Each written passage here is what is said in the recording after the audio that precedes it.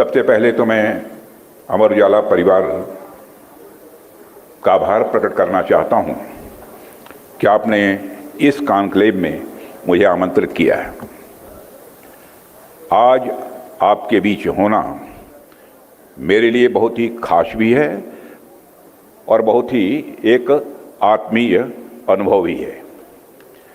आत्मीय इसलिए कि आज इस कॉन्क्लेव के माध्यम से फिर एक बार मुझे इस देवभूमि और तपोभूमि उत्तराखंड में आने का अवसर मिला। और जब भी मैं उत्तराखंड आता हूँ मुझे यहाँ एक अपनापन का भाव महसूस होता है।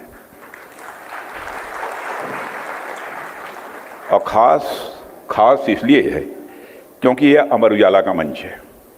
अमर उजाला का नाम सुनते ही मेरे जेहन में कई स्मृतियाँ स्वाभाविक रूप से तरोताज़ा हो जाती हैं।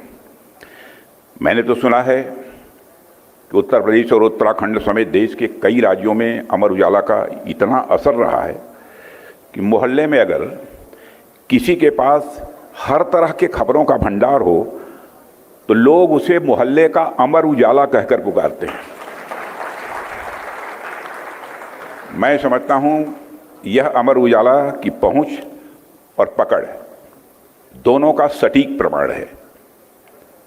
आज भी उत्तर प्रदेश और उत्तराखंड के कुछ हमारे गांव और कस्बों में सुबह की शुरुआत चाय के साथ अमर उजाला के पन्नों से होती है।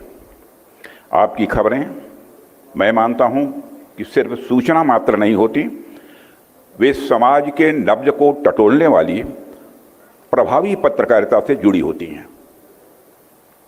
आपने लोगों को जागरूक किया है, जोड़ने का काम किया है और कभी कभी लोगों को झकझोरने का भी काम किया है। साथियों, जब भी हम राष्ट्रीय सुरक्षा, शांति और स्थिरता की बात करते हैं तो अक्सर हमारे सैनिकों की बहादुरी, सीमाओं की सुरक्षा और सरकार की मजबूती दिखाई देती है। लेकिन इसके साथ एक और शक्ति होती है और वह है स्वस्थ और स्वतंत्र पत्रकारिता। उसकी शक्ति होती है। एक स्वस्थ पत्रकारिता मैं मानता हूं सिर्फ सूचना देने वाली शक्ति नहीं होती है, बल्कि वह समाज को सजग बनाने वाली, जोड़ने वाली और चेतना फैलाने वाली एक स्टेबलाइजिंग फोर्स होती है। साथियों, चूंकि आज के कार्यक्रम में मुझे राष्ट्रीय सुरक्षा और आतंकवाद के विषय पर विचार रखने को कहा गया है, इसलिए मैं अपनी बातचीत इसी विषय के इर्द गिर्द रखने की कोशिश करूंगा। आज जब राष्ट्रीय सुरक्षा का मुद्दा सिर्फ सीमाओं पर ही नहीं बल्कि साइबर और सोशल सेक्टर्स में भी एक बहुत बड़े चैलेंज के रूप में हम सबके सामने है, तो पत्रकारिता एक वॉच डॉग बनकर काम कर रही है।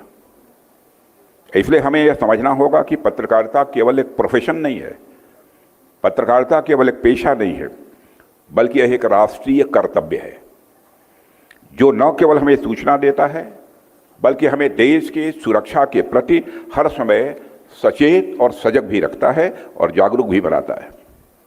अगर आप ये वीडियो YouTube पर देख रहे हैं तो हमारे चैनल को सब्सक्राइब कर बेल आइकन दबाएं और Facebook पर देख रहे हैं तो हमारे पेज को लाइक करें।